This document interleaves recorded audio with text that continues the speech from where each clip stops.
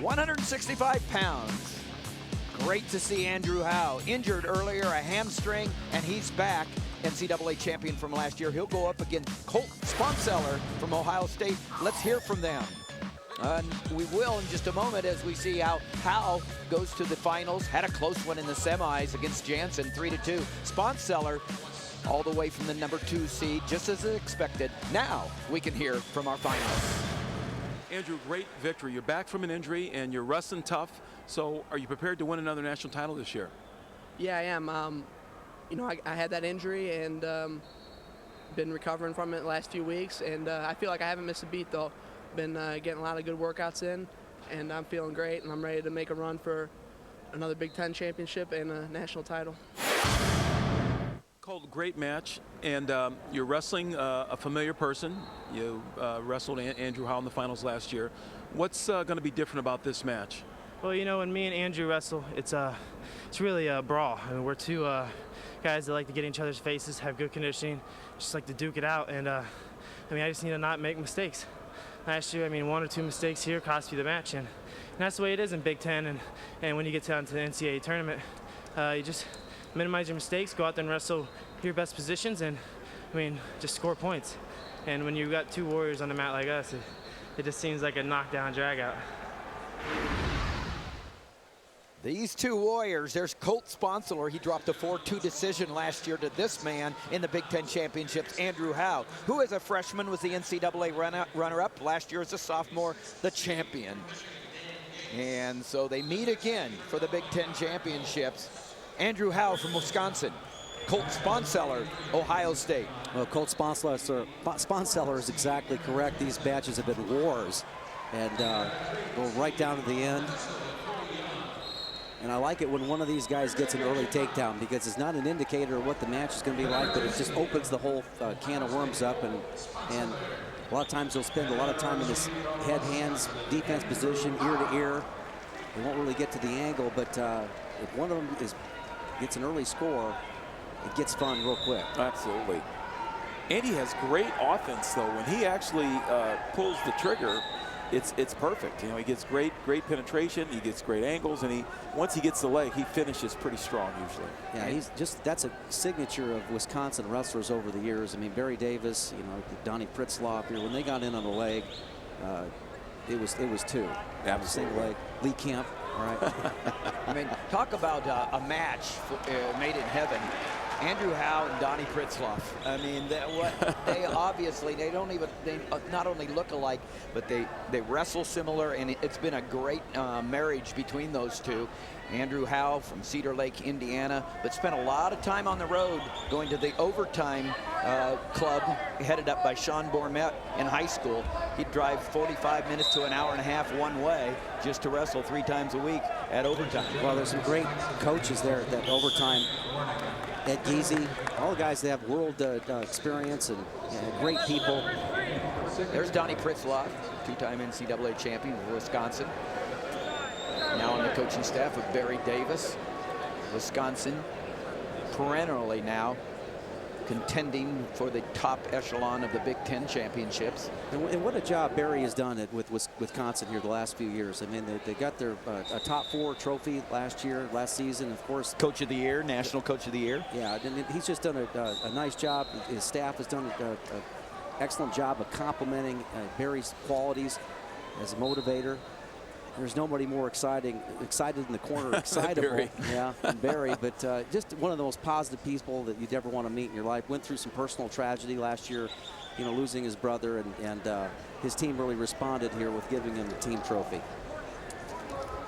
And you know, Colt Sponseller, this is a guy a couple years ago, you know, ranked 1 or 2 in the country.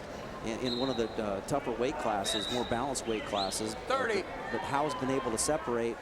But Sponseller is a guy that likes to keep a high-paced match and does have the tools to be able to win a tight match. And the great thing about him coming up in his program at Ohio State, they just seem to have the ability to flip the switch in the national tournament at tournament time. They've seen Jay Jaggers, Basillo, and some of the others here that have won national championships. So he's seen it done with teammates, and I think he believes it's his turn this year.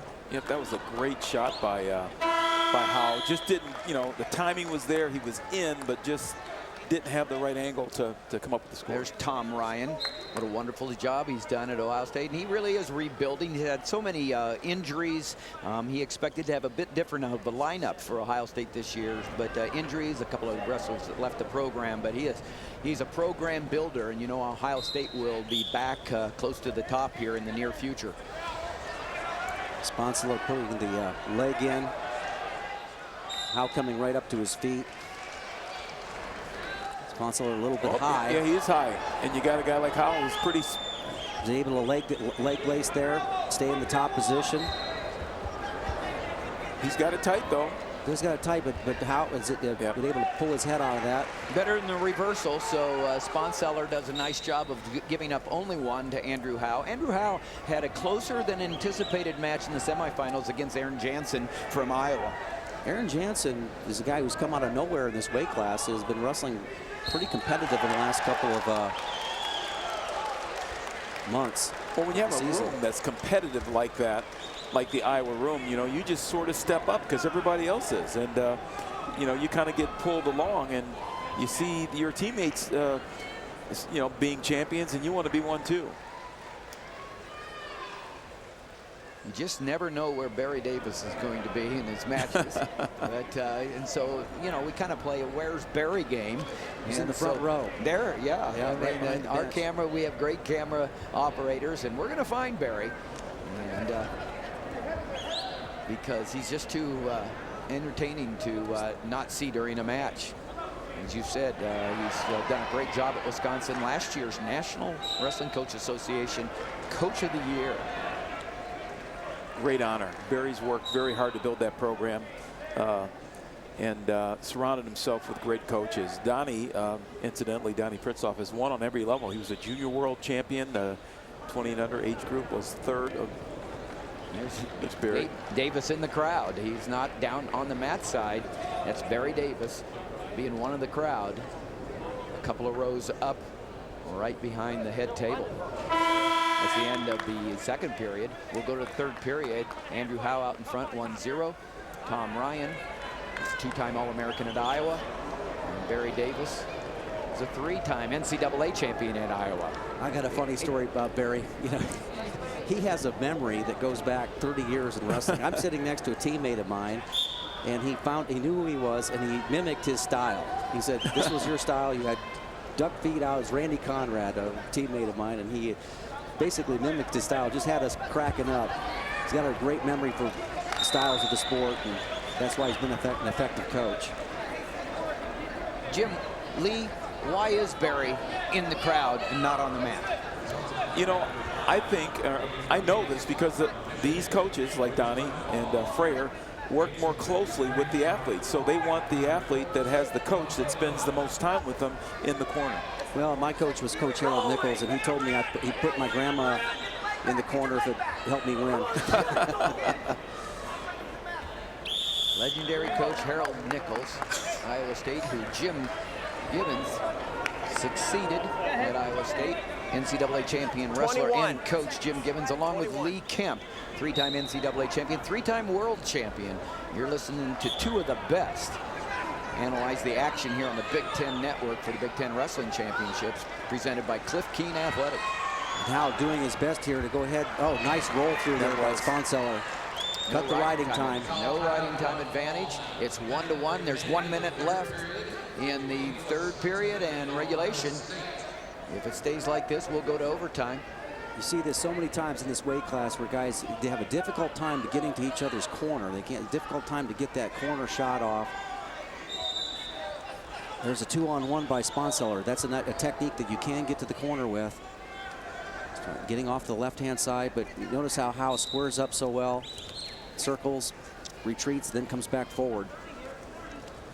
Sponseller's doing a great, nice step in there, but Sponseller's doing a great job of controlling Andy, really, you know, controlling the ties. Yeah, I think that right-hand collar tie that Sponseller is implementing, and then he comes back into the 2-on-1 on the left side, is throwing Howe off a little bit. It is. It absolutely is. Sponseller, the senior, he's trying to get his first Big Ten Wrestling Championship, Big Ten Championship. And he's going to go to overtime with the man that beat him last year 4-2 in regulation.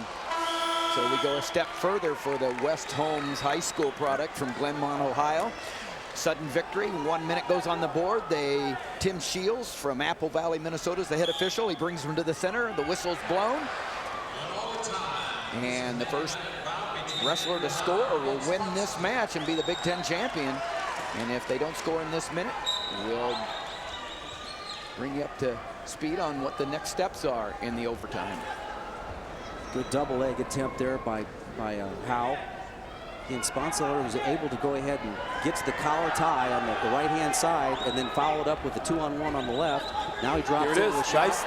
Nice angle change. Great job. Howe in, he's got the red ankle band. Andrew Howe in, and he's looking for two. He's cut off to the double. He should have the two. He's got his arm across. Cheeks are on the mat. Not much time left, but 2 points. there it is. There's your Big Ten champ. Big Ten champion, Andrew Howe. Disappointment for Colt Sponseller. Colt Sponseller in a couple of weeks will have the opportunity to become an All-American for the first time. Here's your NCAA champion from last year and 2011 Big Ten champion, Andrew Howe from Wisconsin.